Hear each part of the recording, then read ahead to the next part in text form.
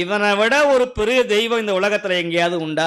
நீங்க பயப்படுறீங்களே, சாதாரண கத்திரிக்காவுக்கு சாமிகிட்ட சண்டை போடுறீங்க, சாதாரண முருங்கைக்காவுக்கு சண்டை போடுறீங்க, சாதாரண நகைக்காக சண்டை போடுறீங்க, சாதாரண தலைவலிக்காக சண்டை போடுறீங்க.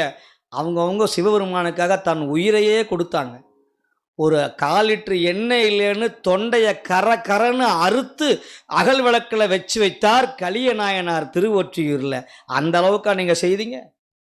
கல்யாண மேடையில் உங்கள் வீட்டில் வந்து உன் பிள்ளையுடைய கூந்தல் ரொம்ப பிரமாதமாக இருக்குன்னு சொன்னபோது என்று சொல்லி கத்தியை எடுத்து தன்னுடைய மகளுடைய கூந்தலை முடியை அறுத்து கொடுத்தாரே மானக்கஞ்சாரர், அந்த தொண்டையா நீங்கள் செய்துவிடப் போகிறீர்கள்? வந்தவன் காபாலி என்று தெரிந்தும் கூட உன்னுடைய 5 வயது பிள்ளையை எனக்கு அறுத்து கரியாக்கி சோறாக்கி போடு, அதுவும் நீ அறுக்கணும். தந்தை தாய் பிடிக்க தந்தை அறியணும். நானே அவ்வளோ பெரிய கொடுமையானவனா?